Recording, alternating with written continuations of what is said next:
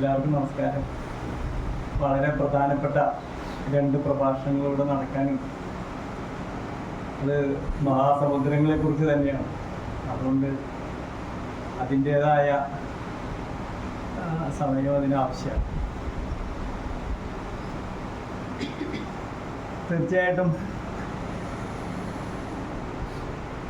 MT Vasudevan Nair അദ്ദേഹത്തിൻ്റെ ഓർമ്മക്കുറിപ്പുകളിൽ എഴുതുന്നുണ്ട്, VK-യും ബഷീറും SK പൊറ്റക്കാട്ടിൻ്റെ Puthiyara Chandrakanthan വീട്ടിൽ വെച്ച് കണ്ടുമുട്ടിയതിനെ പറ്റിയിട്ട്. അപ്പോൾ MT കയറി ചെല്ലുമ്പോൾ ബഷീറാണ് പറയുന്നത്, അവൻ വന്നിരുന്നു എന്ന് പറഞ്ഞിട്ട്. അപ്പം ഇന്നലെ തന്നെ വന്നിരുന്നു, മുട്ടം തെറിയാണ് പറഞ്ഞിട്ടൊരു സന്ദർഭം ഇങ്ങനെ MT വിശദീകരിക്കുന്നുണ്ട്. ബഷീറും VK-യും തമ്മിലൊക്കെ കണ്ടുമുട്ടിയിരുന്നു, അവരൊക്കെ തമ്മിൽ വളരെ ഗാഢമായ സൗഹൃദം ഉണ്ടായിരുന്നു എന്ന് പറയാൻ വേണ്ടി ഞാൻ ചോദിച്ചു. MT-യുടെ ജീവിതത്തിൽ ബഷീർ വലിയ ഗുരുവായിരുന്നു. പക്ഷെ VK-നെ കുറിച്ച് അങ്ങനെയൊക്കെ ഉണ്ടെങ്കിലും MT പറഞ്ഞിട്ടില്ല. എന്താണെന്ന് എനിക്ക് അറിഞ്ഞുകൂടാ. VK-നെയും ബഷീറിനെയും കുറിച്ച് ഓർക്കുമ്പോൾ സാഹിത്യത്തിൽ നമ്മൾ എത്രമാത്രം നിർഭയരായിട്ട് സംസാരിക്കണം, എത്രമാത്രം ധീരതയോടുകൂടി സംസാരിക്കണം എന്നൊരു പാഠാണ്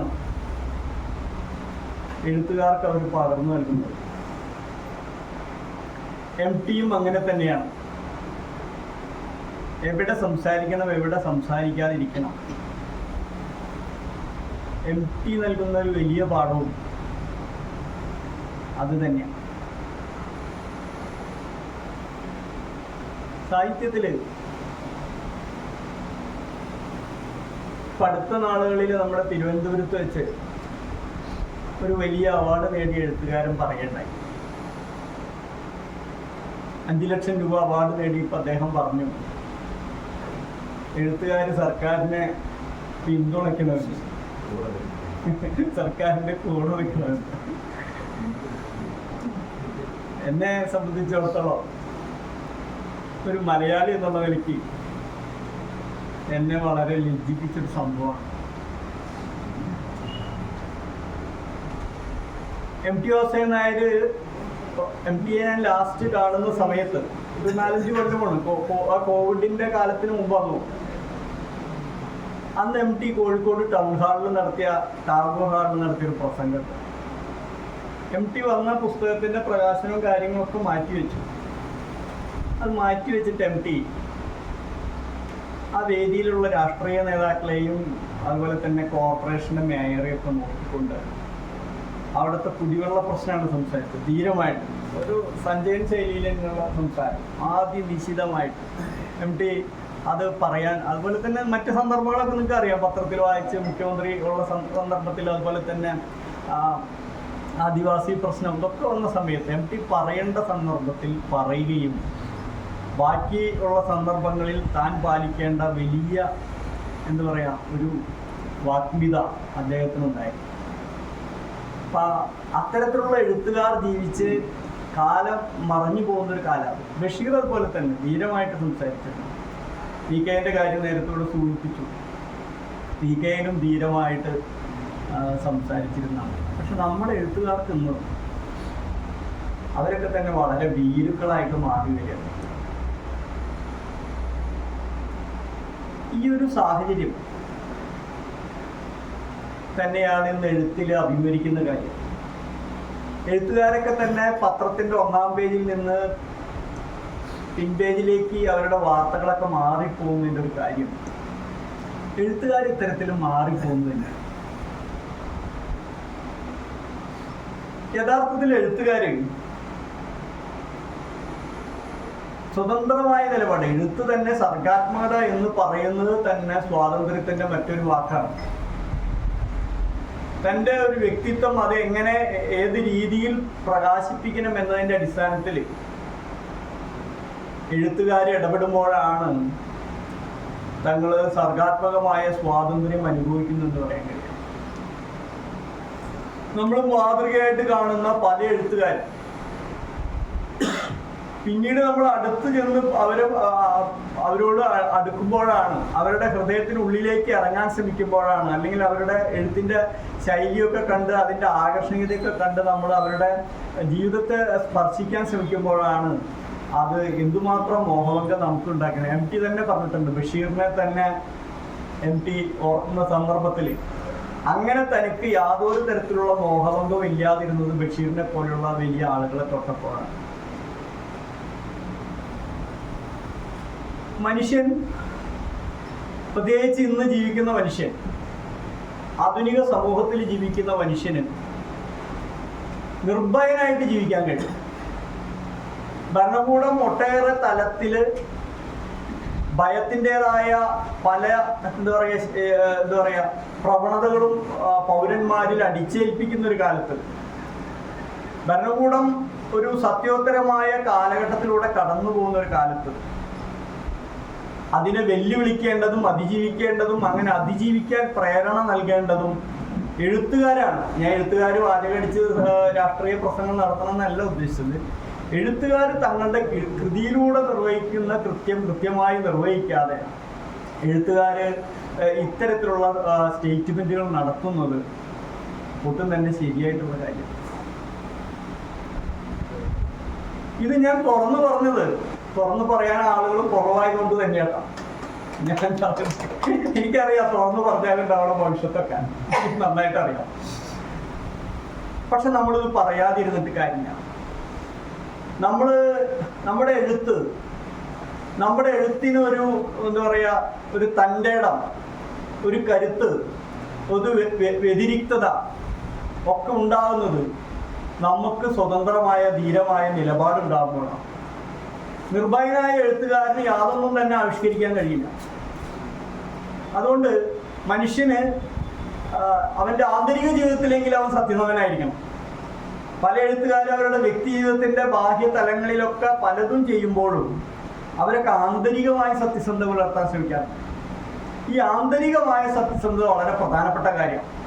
നമ്മുടെ ബാഹ്യ ജീവിതത്തിൽ നമ്മുടെ ജീവിതത്തിന്റെ രണ്ടറ്റവും കൂട്ടിമുട്ടിക്കാൻ വേണ്ടി നമ്മൾ കഴിക്കുന്ന ഒരു തരം വല്ലാത്തൊരു കഷ്ടപ്പാടും സങ്കീർണതയൊക്കെ ഉണ്ട്. അതിന്റെ സംഘർഷങ്ങളുണ്ട്. നിരന്തരമായിട്ട് നമ്മുടെ സാധാരണ മനുഷ്യ ജീവിതത്തിന്റെ സംഘർഷങ്ങളൊക്കെ നമ്മൾ ഏറ്റുവാങ്ങുമ്പോഴും നമുക്ക് സ്വന്തം മനസാക്ഷിയോട് ഒരു ഉത്തരവുണ്ട്. ആ ഉത്തരം എഴുത്തുകാർ നഷ്ടപ്പെടുത്താൻ പാടില്ല. അങ്ങനെ നഷ്ടപ്പെട്ടു വരുന്നതായിട്ടാണ് സമീപകാലത്തെ ഒരുപാട് എന്താ പറയുക സൈബർ പോരാളികളൊക്കെ നമ്മുടെ എഴുത്തുകാരായിട്ട് ഇങ്ങനെ നടക്കുന്നുണ്ട്.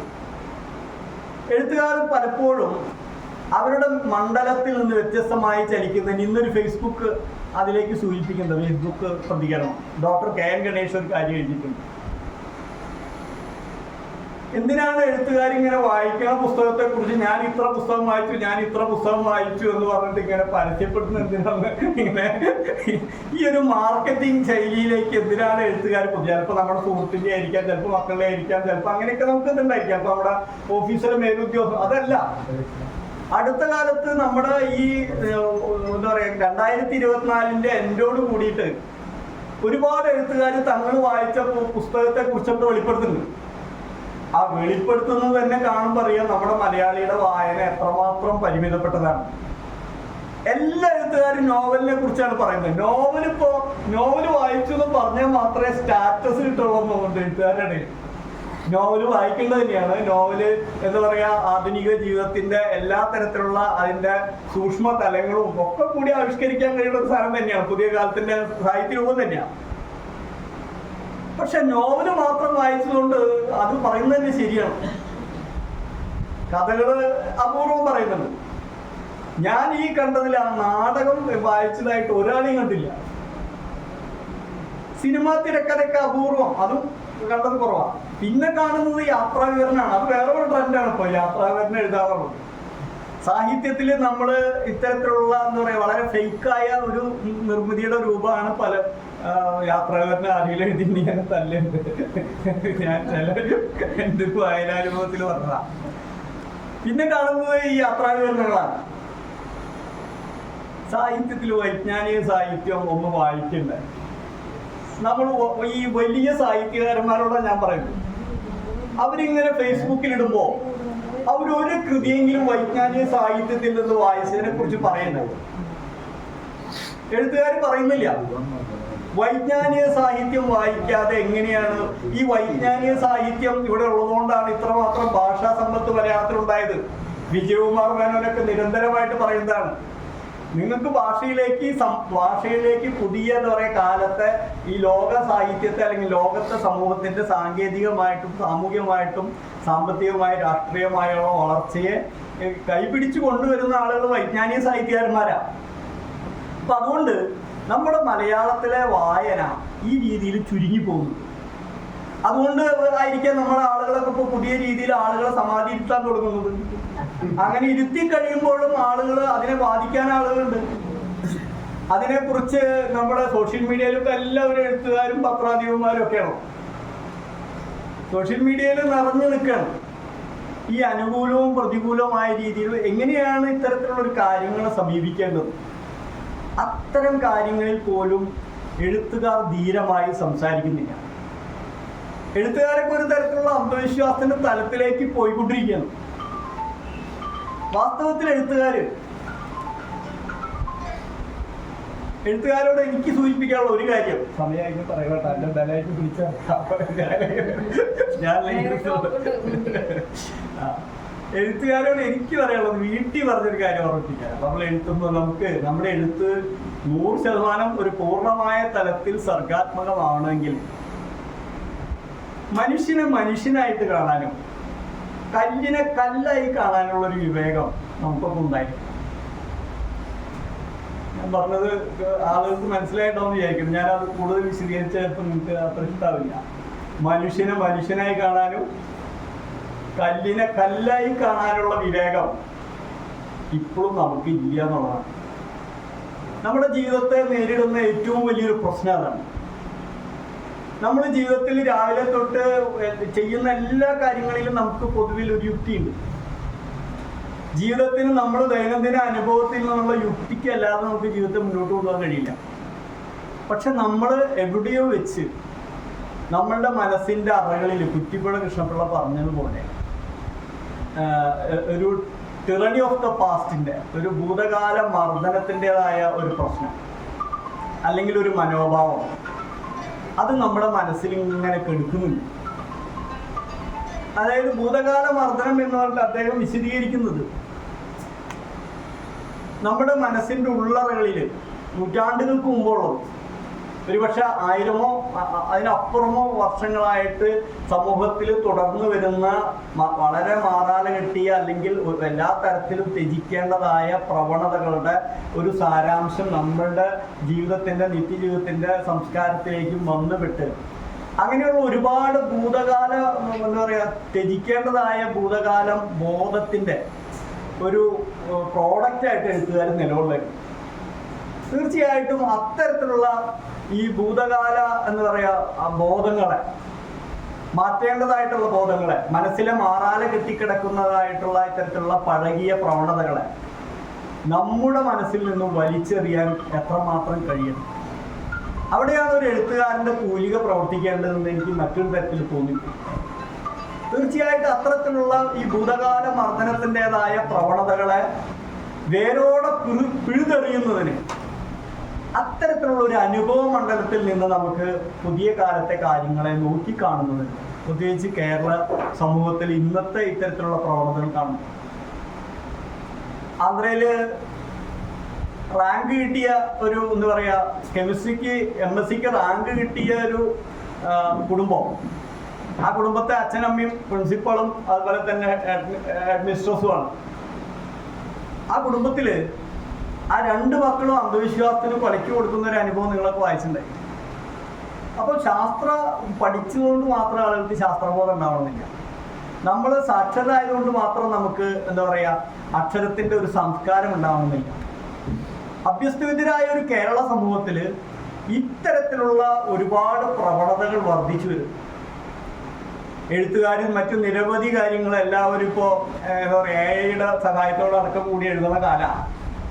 അങ്ങനെ എഴുതുന്ന കാലത്ത് കുറെ കൂടി നമ്മളുടേതായ ഒരു വിഷയമേഖല, നമ്മൾ സാംസ്കാരികമായി നേരിടുന്ന ചില വെല്ലുവിളികൾ, സംസ്കാരത്തിലുള്ള ചില ഇടപെടലുകൾ സാധ്യമാക്കാൻ നമുക്ക് എഴുത്തുകാർക്ക് കഴിയണം.